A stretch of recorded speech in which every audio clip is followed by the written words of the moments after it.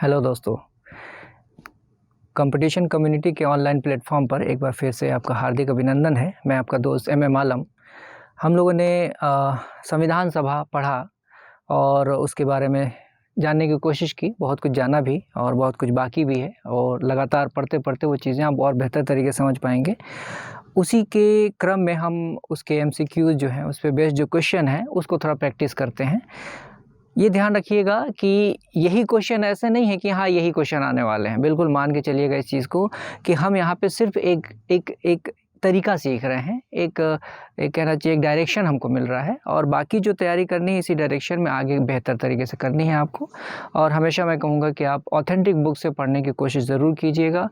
Readymade और बहुत shortcut जो है वो कोशिश मत कीजिएगा, नहीं तो हमेशा जो है प्री के चक्कर में कुचक्र में फंसे रह जाएंगे। जैसे मान लीजिए क्या है कि आप ज़्यादा से ज़्यादा कोशिश ये करते हैं कि जो कीज़ वगैरह, जो कुंजी वगैरह, सारांश वगैरह, पता नहीं क्या क्या चीज़ें मार्केट में अवेलेबल हैं, आप उनको लेते हैं और उसको बिल्कुल रट्टा मार करके रखते हैं, है ना। रट्टा मार करके रखते हैं और कहीं से कुछ समझ आपकी डेवलप नहीं होती है। तो ऐसा हो सकता है 1 साल 2 साल 3 साल पढ़ने के बाद आपका ये हो सकता है प्री निकल जाए, लेकिन प्री निकलने के बाद मेंस निकलने में बहुत मुश्किल आएगी, है ना। तो मेंस आपने दिया, मेंस आपका नहीं निकला, फिर अगली बार आप फिर से प्री की तैयारी में आए, फिर से उसी रट्टा मार वाले चक्कर में पड़े रहे। तो हो सकता है कि फिर एक आध बार और आपका निकल जाए, लेकिन उसके आगे जो है आपका प्री भी निकलना मुश्किल हो सकता है ना। इसलिए बहुत अच्छी स्टडी करनी है तो एक ऑथेंटिक बुक पकड़िए। सबसे अच्छी शुरुआत तो एनसीईआरटी से होती है, एनसीईआरटी से शुरुआत कीजिए। बहुत जल्दी जल्दी एग्ज़ाम देने की कोशिश मत कीजिए, पहले अपने आप को देखिए कि आप तैयार हैं कि नहीं। अगर प्री निकल जाएगा तो मेंस में चूँकि कम टाइम मिलता है तो उतने कम समय में आपका मेंस जो है तैयार हो पाएगा कि नहीं हो पाएगा, है ना। तो इसीलिए क्या है, प्री की तैयारी ही इस तरीके से कीजिए कि आपके मेंस की तैयारी के लिए भी वो क्या है 50 से ज़्यादा % तक वो क्या कर सके, वो आपको एक तरीके से मजबूत बना दे कि हाँ अब मैं जो है जो 3 महीने का वक्त मिला है मुझे, उसमें 3 महीने में मैं अपने मेंस की तैयारी बेहतर तरीके से कर सकता हूँ, है ना। तो अलग अलग नहीं है ये कि ऐसा नहीं कि प्री की तैयारी अलग है, मेंस की तैयारी अलग है, इंटरव्यू की तैयारी अलग है, ऐसा बिल्कुल भी नहीं है। प्री की तैयारी से ही आप एकदम अच्छी से बुक पकड़िए और बेहतर तरीके से पढ़िए। हम लोग की तरफ से जो भी हो सकता है वो हम कर रहे हैं, लेकिन सबसे ज़्यादा जो करना है वो आपको खुद करना है, ठीक है। चलिए आइए हम चलते हैं, उसी कड़ी में आगे बढ़ते हुए हम शुरू करते हैं एमसीक्यूज़ संविधान सभा का, है ना। तो पहला क्वेश्चन है, बहुत सामान्य सा क्वेश्चन है, इसमें परेशान होने की ज़रूरत नहीं है और आपका जैसा क्वेश्चन आता है उसी तरीके की कोशिश की गई है कि वो सिंपल क्वेश्चन उसमें रखे जाएँ, है ना। संविधान सभा का गठन आधारित था, तो हमको ये मालूम है कि संविधान सभा का गठन जो है आधारित किस पर था भाई, वो था कैबिनेट मिशन में, है ना। ठीक है, कैबिनेट मिशन में जो 1946 में आया था, कैबिनेट मिशन के आधार पर क्या है संविधान सभा का गठन किया गया था, सीटों का आवंटन किया गया था और भी कई सारी शर्तें थी वहाँ पे। तो वो सब चीज़ें जो है कैबिनेट मिशन के तहत, हम ये जानते हैं क्रिप्स मिशन में क्या किया गया, स्वीकार किया गया था कि हाँ एक संविधान सभा भारतीयों के लिए होनी चाहिए, है ना। इसके पहले भी जो अगस्त प्रस्ताव आया था 1940 में, वहाँ भी एक तरीके से क्या है, एक तरीके से स्वीकार ही किया गया था, लेकिन बहुत सारी उसमें शर्तें थी, बहुत सारी बातें थी, विभिन्न वजहों से वो आगे नहीं बढ़ पाया। लेकिन इसको जो मूर्त रूप मिला है संविधान सभा के गठन को, वो क्या मिला है, कैबिनेट मिशन के आधार पर मिला है, इस प्रस्ताव के आधार पर मिला है। तो ये आपका प्रश्न का उत्तर क्या होगा, कैबिनेट मिशन होगा, ठीक है।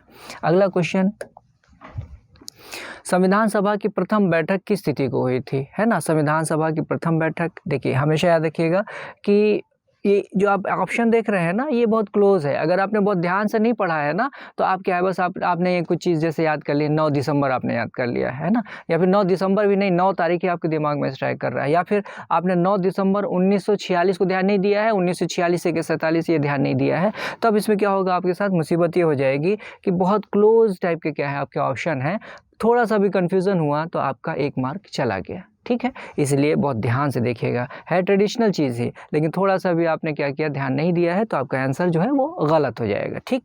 तो यहाँ पे प्रथम बैठक जो है हम लोग जैसे जानते हैं, प्रथम बैठक जो है वो 9 दिसंबर, है ना, 9 दिसंबर 1946 को हुई थी, ठीक है। और दूसरी जो है वो 11 दिसंबर 1946 को हुई थी। तीसरा जो है वो 13 दिसंबर 1946 की हुई थी, ठीक है ना। तो ये चीज़ें आपको ध्यान में रखना है और इसमें जो सही आंसर होगा वो 9 दिसंबर 1946 होगा, ठीक। चलिए आगे चलते हैं। अगला क्वेश्चन है, कैबिनेट मिशन प्रस्ताव के आधार पर संविधान सभा के लिए हुए चुनाव में ब्रिटिश भारत के लिए आवंटित 296 सीटों में से, ध्यान रखिएगा 3 प्रकार की वहाँ पे व्यवस्थाएं थी। एक था ब्रिटिश भारत, है ना, दूसरा जो था कमिश्नरी प्रांत, और तीसरा जो था वो देशी रियासतें, है ना।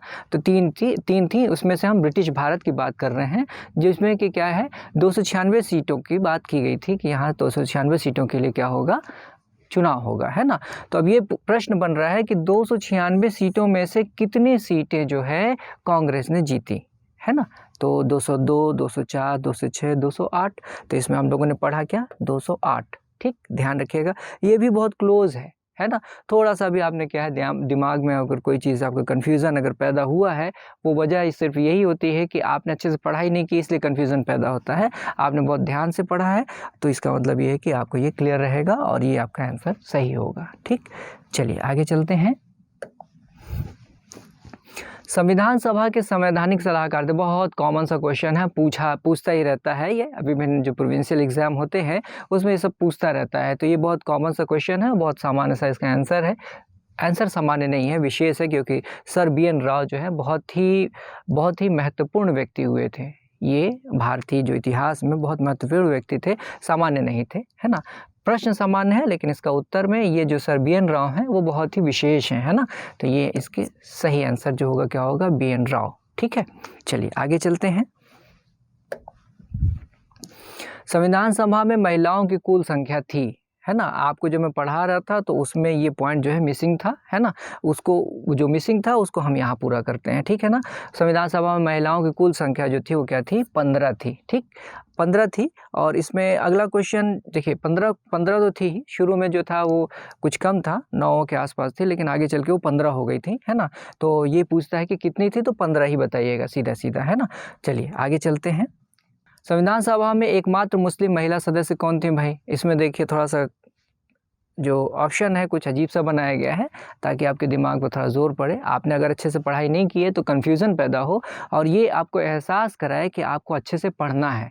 अच्छे से पढ़ेंगे तभी आपका कन्फ्यूज़न क्रिएट नहीं होगा, है ना। तो यहाँ पे जो आपका आंसर होगा वो क्या होगा, बेगम एजाज रसूल, ठीक है। तो ये ध्यान रखना है, बेगम एजाज रसूल एकमात्र मुस्लिम महिला सदस्य थी आपके संविधान सभा में, ठीक है। अगला चलते हैं।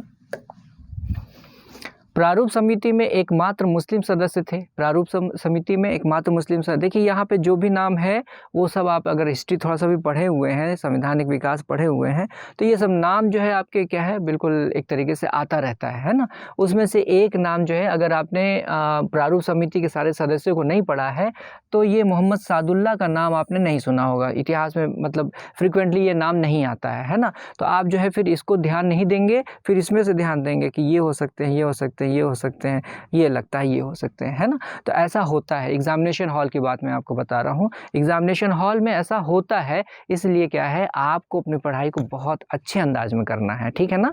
तो ये ध्यान रखना है कि इसमें सही आंसर जो है आपका मोहम्मद सादुल्ला है। मोहम्मद सादुल्ला जो है वो मुस्लिम लीग से असम से चुने गए थे संविधान सभा के लिए, ठीक है ना। चलिए आगे चलते हैं। संविधान निर्माण की अवधि थी, अब ये देखिए बहुत क्लोज टाइप के जो है आपको कोशिश किया गया है ऑप्शन बनाने का। अब इसमें आपने ठीक से नहीं पढ़ा है तो कन्फ्यूज़न तो क्रिएट होगा ही। तो इसमें आपको ये चीज़ ध्यान रखना है कि 2 वर्ष 11 माह 11 दिन नहीं, 2 वर्ष 11 माह 18 दिन, 1 वर्ष 11 माह 18 दिन, 3 वर्ष 11 माह 18 दिन। तो इसमें सही आंसर जो है वो आपका ये है। ये क्वेश्चन बहुत फ्रिक्वेंटली पूछा जाता है, बहुत बार बार देखने को मिलता है विभिन्न प्रकार के एग्जाम्स में। इसीलिए कम से कम जो ट्रेडिशनल क्वेश्चन है उसको आप गलत मत कीजिएगा, है ना। जो ट्रेडिशनल क्वेश्चन है जो फ्रिक्वेंटली पूछे जाते हैं तो वो क्वेश्चन आपके गलत हो रहे हैं, तो इसका मतलब ये है कि आपके प्री को निकालने के जो चांसेस होंगे वो कम होते जाएंगे। इसलिए ध्यान रखिएगा कि आपके जो पिछले साल के जो क्वेश्चन आए हुए हैं उसको बार बार देखिएगा, बहुत अच्छे समझिएगा। उससे आपको क्या है, ट्रेडिशनल क्वेश्चन आपको गलत नहीं होंगे।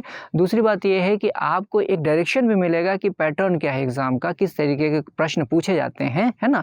तो उस तरीके जो प्रश्न पूछे जाते हैं उसी तरीके से आप अपनी तैयारी कीजिए, है ना। सिर्फ पढ़ते रह जाएंगे तो कोई मतलब नहीं, है ना। एक स्ट्रेटजी के तहत पढ़ाई करेंगे तभी आपका क्या होगा, सिलेक्शन होगा, है ना।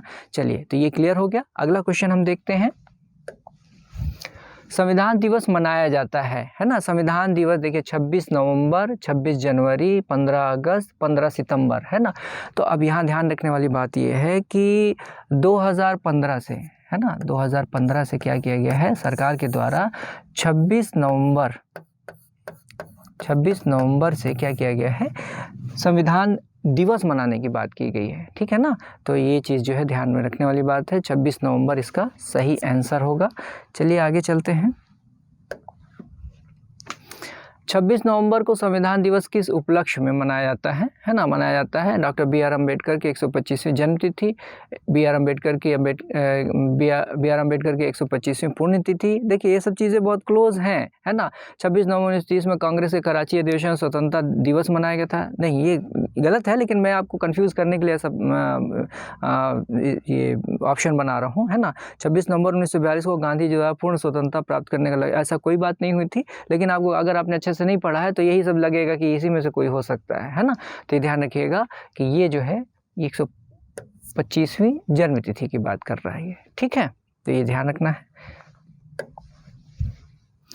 भारत स्वतंत्रता अधिनियम 1947 के पारित होने के पश्चात संविधान सभा के अध्यक्ष कौन थे?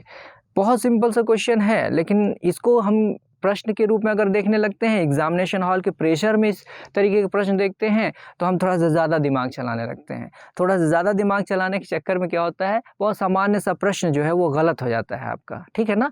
तो हमको जैसा कि मालूम है कि 1946 है ना, 1946 की अगर हम बात करें तो 9 दिसंबर को प्रथम संविधान सभा की प्रथम बैठक जो है 9 दिसंबर को हुई थी, है ना। तो यहाँ पे क्या थे, अस्थायी अध्यक्ष थे सच्चिदानंद सिन्हा, लेकिन जब 11 को द्वितीय बैठक जब आयोजित हुई तो उसमें क्या है, एक स्थायी अध्यक्ष डॉक्टर राजेंद्र प्रसाद को नियुक्त कर दिया गया है, ठीक है ना। और ये ध्यान में रखने वाली बात है कि हमने यहाँ मेंशन कर दिया है कि भारत स्वतंत्रता अधिनियम 1947 के पारित होने के पश्चात संविधान सभा के अध्यक्ष कौन थे। तो आप में से ज़्यादातर लोग जो अच्छे से नहीं पढ़े होंगे तो यही सोचेंगे ये प्रश्न बनाया है, इसका मतलब ये है कि डॉक्टर राजेंद्र प्रसाद तो थे, लेकिन लग रहा है 1947 का स्वतंत्रता अधिनियम जो पारित हुआ उसके बाद जो है अध्यक्ष बदल गए, है ना। तो ऐसा सोच के फिर क्या है, आप इस ऑप्शन को किनारे कर देंगे, फिर इसमें से सोचना शुरू करेंगे। अब इसमें से सोचना शुरू करेंगे तो इसका मतलब ये है कि किसी को भी मार सकते हैं, जी.वी. मावलंकर भी याद आ सकते हैं, सच्चिदानंद सिन्हा भी, एस.सी. मुखर्जी भी, कोई भी आपको दिमाग में आ सकता है। तो बहुत दिमाग लगाने के बाद क्या करेंगे, इस प्रश्न का उत्तर आप गलत कर देंगे। तो ऐसी गलती नहीं करना है, ऐसी गलती से बचना है। तो इसलिए ध्यान से आप पढ़िएगा कि भारत स्वतंत्रता अधिनियम 1947 के पारित होने के पश्चात जो है संविधान सभा के अध्यक्ष जो है डॉक्टर राजेंद्र प्रसाद ही थे, है ना। बस एक बदलाव आया था, वो क्या आया था, जो संविधान सभा थी उस संविधान सभा को 2 प्रकार के कार्य सौंप दिए गए। एक जो संविधान सभा के रूप में क्या था, जो संविधान का निर्माण करने का कार्य था, वहीं इसी संविधान सभा को एक विधायिका के कार्य भी दे दिया गया था, जो अपने देश के लिए कानून बनाए और उसको लागू करे, ठीक है ना। तो ये चीज़ ध्यान में रखने वाली बात है कि ये जो अलग अलग कार्य थे तो अलग अलग दिनों में किए जाते थे।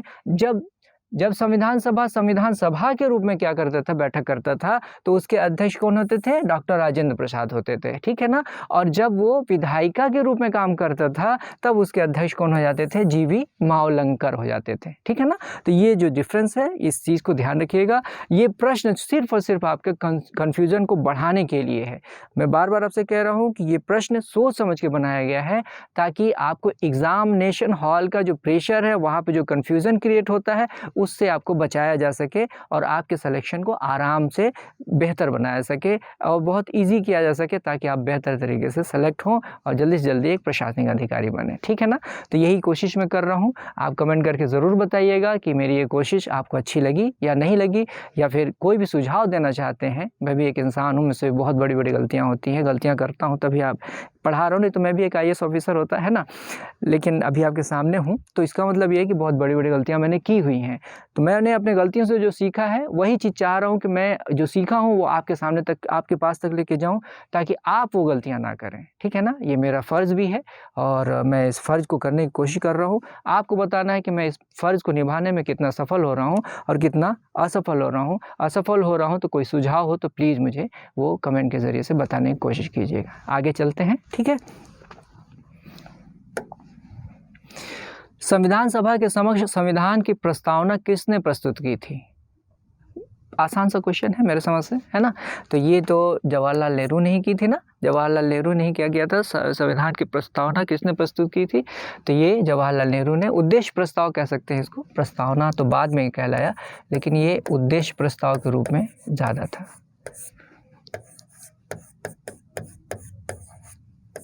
ठीक है, उद्देश्य प्रस्ताव के रूप में। तो इसको जवाहरलाल नेहरू ने प्रस्तुत किया था, ठीक है। अगला क्वेश्चन, यही ध्यान रखिएगा कि जो उद्देश्य प्रस्ताव था वो उद्देश्य प्रस्ताव ही जो आगे चल करके जब देश का संविधान लागू हुआ है ना, संविधान बन के तैयार हुआ, लागू हुआ, उसके बाद उसको प्रस्तावना के रूप में क्या किया गया, उसी उद्देश्य प्रस्ताव को ही स्वीकार कर लिया गया था। ठीक है, चलिए सूची 1 को 2 से सम्मिलित करना है और सही उत्तर का चयन करना है आपको, है ना।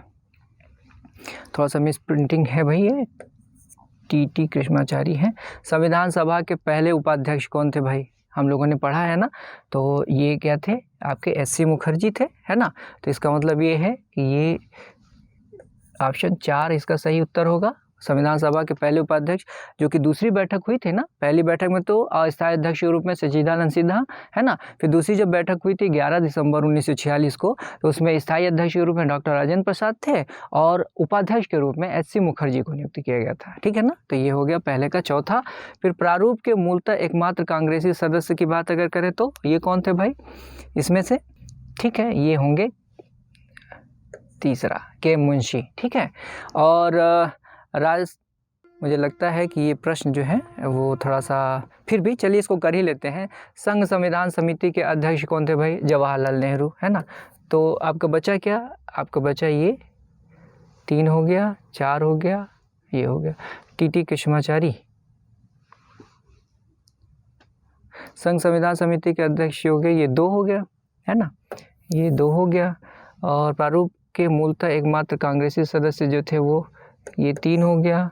और संविधान सभा के पहले उपाध्यक्ष एस.सी. मुखर्जी हो गया। तो बच रहे हैं टी कृष्णाचारी। तो इसका मतलब राजस्थान की रियासतों का प्रतिनिधित्व करने वाले संविधान सभा के सदस्य के ये होगा आपका, है ना। तो इसका मतलब सही आंसर क्या हुआ भाई, 4 3 1 2, है ना, यही हुआ ना, 4 3 1 2, ये 1 हुआ और ये 2 हुआ। ठीक है, तो इसमें देखते हैं 4 3 1 2, ये आपका क्या हुआ, सही आंसर हुआ। ठीक है ना, चलिए आगे चलते हैं। निम्नलिखित में से संघ संविधान समिति का अध्यक्ष कौन था, संघ संविधान समिति के अध्यक्ष कौन थे भाई, देखिए इसमें जवाहरलाल नेहरू थे। आपको मैंने कहा था जब पढ़ा रहा था तो मैं आपको एक लिस्ट दिया था, मैंने कहा था स्क्रीनशॉट ले लीजिएगा उसका, तो आपको सारी समिति, ये फैक्चुअल क्वेश्चन है तो इसका मतलब ये है कि मुझसे गलतियां हो सकती हैं, मैं गलती कर सकता हूं, लेकिन आप तो सक्षम हो रहे हैं ना भाई, आप सक्षम हो रहे हैं तो सही आंसर तो आप ढूंढ ही लेंगे, है ना। हमेशा ध्यान रखिएगा कि मैं कितना अच्छा टीचर हूँ ये ज़्यादा इम्पोर्टेंट नहीं है, आप कितने अच्छे स्टूडेंट हैं ये ज़्यादा इम्पोर्टेंट है। सिलेक्शन के लिए टीचर से ज़्यादा अच्छा स्टूडेंट को होना चाहिए, है ना, सिलेक्शन आपको पाना है। इसलिए ध्यान रखिएगा कि मैं जितनी कोशिशें कर रहा हूँ इसका कई गुना ज़्यादा आपको क्या करना होगा, कोशिश करना होगा। आप किसी और के लिए नहीं, अपने लिए कर रहे हैं, अपने लिए करने के बाद फिर पूरे देश के लिए, पूरी मानवता के लिए करेंगे, है ना भाई। तो इसका मतलब ये है कि आप बहुत अच्छे स्टूडेंट बनने की कोशिश कीजिए। ठीक, चलिए अगला क्वेश्चन करते हैं हम लोग। भारतीय गणतंत्र की 26 जनवरी 1950 को संवैधानिक वस्तुस्थिति क्या थी जब संविधान लागू किया गया था। लोकतंत्रात्मक गणतंत्र था, संपूर्ण प्रभुत्व संपन्न धर्मनिरपेक्ष लोकतंत्रात्मक गणराज्य था, संपूर्ण प्रभुत्व संपन्न लोकतंत्रात्मक गणराज्य था, संपूर्ण प्रभुत्व संपन्न समाजवादी धर्मनिरपेक्ष लोकतंत्रात्मक। देखिए जिस समय जो है 26 जनवरी 1950 को संवैधानिक वस्तुस्थिति क्या थी बोल रहा है, तो उस समय जो लागू किया गया था ना, तो उसमें क्या है, यही स्थिति थी, संपूर्ण प्रभुत्व संपन्न लोकतंत्रात्मक गणराज्य। बाकी चीज़ें जो है बाद में, जैसे मान लीजिए क्या समाजवादी है, धर्मनिरपेक्ष है, ये सब जो चीज़ें हैं ना बाद में जोड़ी गई थी। वस्तुस्थिति क्या थी, वस्तुस्थिति ये थी कि जब देश का संविधान 26 जनवरी 1950 को लागू हुआ था तो ये जो है आपका क्या था, उसकी वास्तविक रूप से यही लिखा हुआ था उसमें। ठीक, अगला क्वेश्चन देखते हैं। भारतीय संविधान भारतीयों की इच्छा के अनुसार होगा, ये कथन है, किसका कथन है भाई, हम लोगों ने पढ़ते हुए देखा था कि ये कथन जो है महात्मा गांधी का है ना, महात्मा गांधी का है, इसको ध्यान रखना है आपको। 1925 में दिल्ली में आयोजित सर्वदलीय सम्मेलन की अध्यक्षता किसने की थी, है ना। तो जो हमने देखा था कॉमनवेल्थ ऑफ इंडिया बिल, है ना, जिसमें क्या है, जिसको कि तेज बहादुर सप्रू जो थे उनकी समिति ने क्या किया था, तैयार किया था, और जिसको पेश किया गया था क्या है, जो एक सर्वदलीय सम्मेलन दिल्ली में 1925 में आयोजित हुई थी, वहाँ पे उसको क्या किया गया था, पेश किया गया था, जिसमें संविधान सभा की स्पष्ट मांग रखी गई थी।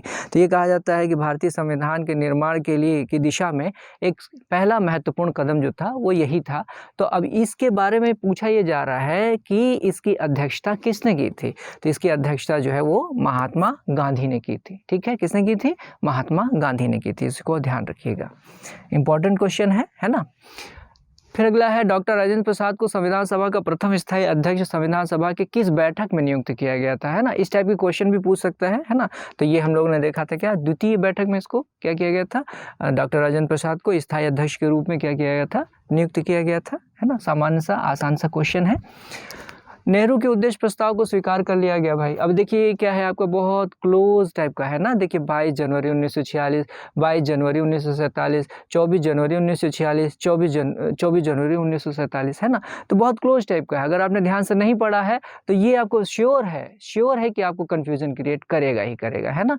तो एग्जामिनेशन हॉल में जाने से पहले इन सब चीज़ों को, इन वस्तु स्थितियों को समझिए आप कि वहाँ एग्जामिनेशन हॉल में जाने के बाद क्या क्या गलतियाँ हो सकती हैं, जिसकी वजह से आप एक क्वेश्चन 2 क्वेश्चन के लिए भी बाहर हो सकते हैं, है ना। तो ऐसी गलतियां ना हो, तो इसलिए क्लोज जो आपके जो ऑप्शंस होते हैं, खास करके डेट वेट वाले जो होते हैं, उसमें क्या करना है आपको, बहुत ध्यान से कुछ खास तरीके के जो डेट्स है उसको बिल्कुल अच्छे तरीके से आपको अपने दिमाग में बैठा के रखना है ना। चलिए, तो इसमें सही आंसर 22 जनवरी 1947 को क्या किया गया था, उद्देश्य प्रस्ताव को स्वीकार कर लिया गया था। ये इसका सही आंसर है। ठीक है, चलिए आगे चलते हैं। प्रारूप समिति की प्रथम बैठक हुई थी, है ना। अब ये भी देखिए बहुत ज़्यादा क्लोज कर दिया गया है ना। 29 अगस्त 1947, 30 अगस्त 1947, 29 अक्टूबर 1947, 30 अक्टूबर 1947, है ना। अगर आप अच्छे से नहीं पढ़े हैं तो आप भी फील कर रहे होंगे, फील करने लगे होंगे आप कि अब ये चीज़ आपको कितना कंफ्यूज कर रही है ना। तो ये चीज़ जो है इसमें सही आंसर आपका 30 अगस्त 1947 है। इसको ध्यान में रखना है। ठीक, चलिए आगे चलते हैं। ठीक है, ये आपके 20 क्वेश्चन थे जो कि आपको एक दिशा देने के लिए थे। खास तौर पे मैं ये नहीं कहता हूँ कि ये क्वेश्चन ही आएंगे आपके एग्ज़ाम में, है ना। आ भी सकते हैं, आ जाए तो बहुत अच्छी बात है, लेकिन आपको ये एक दिशा ज़रूर देगा, है ना। तो इसके लिए क्या है, आपको ये दिशा आपको मिल रही है, तो आप हमेशा याद रखिएगा कि आपको पढ़ाई अपनी बहुत बेहतर तरीके से करनी है। पढ़िए, जम के पढ़िए, और आप जल्दी से जल्दी सफल होइए और एक बेहतरीन इंसान बनिए, बेहतरीन प्रशासक बनिए।